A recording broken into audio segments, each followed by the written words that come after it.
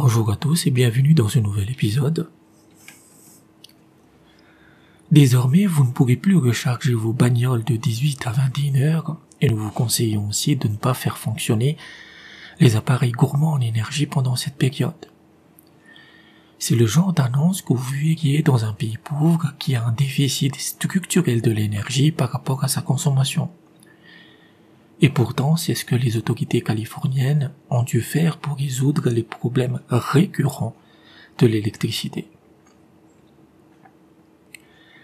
Si la Californie était un pays pauvre, alors cela s'expliquerait facilement. Mais son PIB est de 3400 milliards de dollars, c'est-à-dire que si la Californie était un pays, alors ce serait la 5e économie la plus riche de la planète. Comment l'État, qui a symbolisé la ruée vers l'or, la richesse américaine, les plages rutilantes et les belles femmes, a pu en arriver là? Ce n'est pas la première crise de l'énergie qui touche la Californie. On avait eu la même chose en 2000 et 2001 où la production d'énergie s'était cassée la gueule. Les prix de l'électricité avaient crevé le plafond et le blackout était devenu quotidien. Et les deux crises ont des causes différentes, mais leur point commun est une croyance sectaire dans l'idéologie dominante. Et un État qui est totalement cannibalisé par les démocrates et le néolibéralisme depuis des années. Pendant la crise de 2000, la principale idéologie était la privatisation à outrance. Des prédateurs privés ont décidé de disloquer le secteur énergétique, qui est un monopole de l'État, et se sont gavés sur la bête pendant des années. La crise de 2000 était si grave que cela a provoqué la chute du gouverneur de l'époque, la fermeture du California Power Exchange, qui était le marché de l'électricité, et la faillite de la Pacific Gas and Electric, PG&E, qui produisait l'équivalent de l'EDF, qui produisait toute l'électricité pour le nord de la Californie. 20 ans plus tard, la PG&E, qui a été ressuscitée par l'État, est de nouveau au bord de la faillite. La privatisation du secteur électrique californien s'est concrétisée par la séparation entre la production et la transmission de l'énergie. Grosso modo, vous aviez un seul producteur, mais plein de petites entreprises privées, prédatrices à l'extrême, qui se contentaient de revendre l'électricité. La promesse, comme d'habitude avec le néolibéralisme, est que la concurrence allait faire baisser les prix.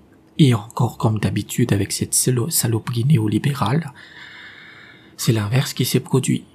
Si au début les prix sont restés stables, au bout de quelques années, ils ont atteint des hauteurs himalayennes, pour une raison aussi bête qu'évidente. Un acteur privé ne connaît pas le sens du service public et du bien commun. Il est là pour se faire du pognon et rien d'autre. La privatisation électrique a également amené les traders qui ont énormément spéculé sur le prix de l'électricité. L'une des entreprises qui a profité le plus de la dérégulation de l'électricité californienne est Enron. Enron qui est devenu aujourd'hui synonyme de fraude et de corruption à grande échelle. Comme dans la logique néolibérale, l'électricité est une marchandise comme une autre, alors la rareté vaut cher.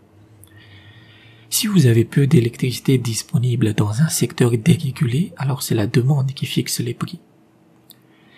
Ainsi, des employés d'Enron disaient clairement aux producteurs d'énergie de réduire la production, comme le montre un enregistrement audio révélant le scandale.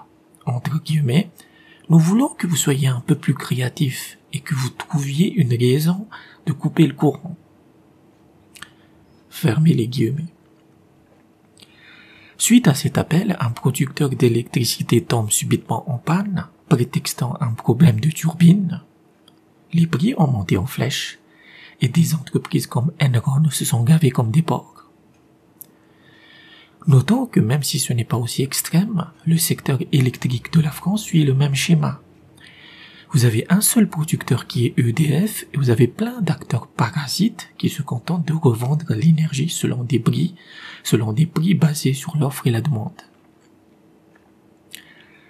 Si vous voyez des blackouts dans le futur, alors vous sauriez d'où ça vient.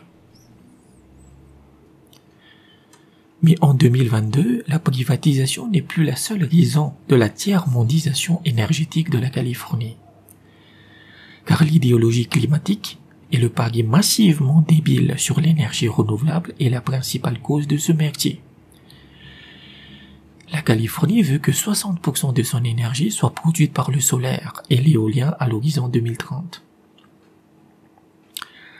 Le problème est que ces énergies sont massivement subventionnées par l'État, ce qui provoque des hausses d'impôts exorbitants, tout en ayant un prix du kilowattheure qui est le plus élevé des États-Unis. De plus, ces énergies sont intermittentes par nature, ce qui provoque logiquement une production erratique et complètement chaotique de l'électricité. Et cette fois, on doit également ajouter les incendies de forêt, qui ont été particulièrement dévastateurs ces dernières années. Après les incendies et les coupures d'électricité, Gavin Newsom, gouverneur de la Californie, s'est dépêché de tout mettre sur le dos du changement climatique. Le dos commence à être chargé, si vous voulez. Prétextant que le changement climatique aggrave les feux de forêt, ce qui affaiblit à son tour le secteur énergétique. Mais cette explication, c'est du bullshit pur et simple. Si on en croit Catherine Blunt, reporter au Wall Street Journal, et qui vient de sortir un livre appelé California Burning, The Fall of Pacific Gas and Electric and What It Means for America Power Grid. Grosso modo, c'est un livre qui parle de la crise globale de l'électricité aux États-Unis.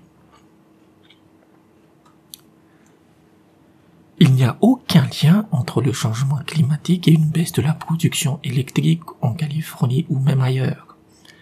Car dès le mois de mai 2022, le gouverneur avertissait de blackouts potentiels, même sans des incendies de forêt. De plus, même ces incendies ne sont pas provoqués par le changement climatique. Non, la responsable est la PG&E, c'est-à-dire le producteur d'électricité, qui avait déjà provoqué le merdier en 2000. En 2018, un incendie appelé Camp Fire, donc feu de camp, a été l'un des plus terribles de la Californie, en provoquant plus de 85 morts et en rayant de la carte une ville appelée Paradise. Cet incendie avait été provoqué par une chute d'une ligne de transmission de la PG&E. Dans cette ligne de transmission, il y avait un crochet de fer qui avait provoqué des étincelles, ce qui avait provoqué l'incendie, ce qui avait produit l'incendie, si vous voulez. Et on s'est aperçu dans l'enquête, par la suite, que ce crochet a été acheté en 1919. C'est-à-dire que les composants de cette ligne de transmission n'avaient pas été entretenus depuis plus de 100 ans. La PG&E est un énième exemple des entreprises qui s'occupent du secteur public américain. Aucun investissement n'est fait et vous avez des infrastructures qui tombent en ruine. Quand vous savez que certaines canalisations dans les villes les plus modernes des États-Unis datent de la guerre de sécession, alors vous savez qu'il y a un problème. La tiers-mondisation n'est pas uniquement le fait de donner un service public en pâture aux vautours décharnés du néolibéralisme. C'est qu'au fil du temps, vous n'avez que des intermédiaires qui s'occupent de ces secteurs stratégiques et que les gens qui savent ce qu'ils font dans un secteur aussi sensible que l'électricité disparaissent. Et ils sont donc remplacés par des incompétents. On peut prendre aussi l'exemple d'Eskom, qui est le principal producteur d'électricité, en Afrique du Sud. En 2001, cette entreprise a gagné le titre de la meilleure entreprise d'électricité au monde. 20 ans plus tard, elle est au bord de la faillite. Et aujourd'hui, les coupures d'électricité sont systématiques en Afrique du Sud. Tellement systématiques que le gouverneur a dû donner l'autorisation aux entreprises de construire leur propre centrale électrique pouvant atteindre 100 MWh. Parce que c'était le seul moyen de sauver le secteur minier du pays. Et comme le néolibéralisme pense qu'il peut tout réguler, l'exemple californien et sud-africain montre que la plupart des pays développés qui ont embrassé cette idéologie se retrouveront dans la même situation. Le principal problème est que les politiciens vont hurler le mot énergie renouvelable à tout bout de champ en tenant pour acquis que l'électricité est produite par de la magie et qu'ils peuvent démolir le système comme ils le veulent et que ça tiendra quand même. Et puis le temps que tout s'effondre, eux, ils auront amassé suffisamment de pognon pour se barrer vers des cieux plus cléments. Merci d'avoir écouté cet épisode et à bientôt.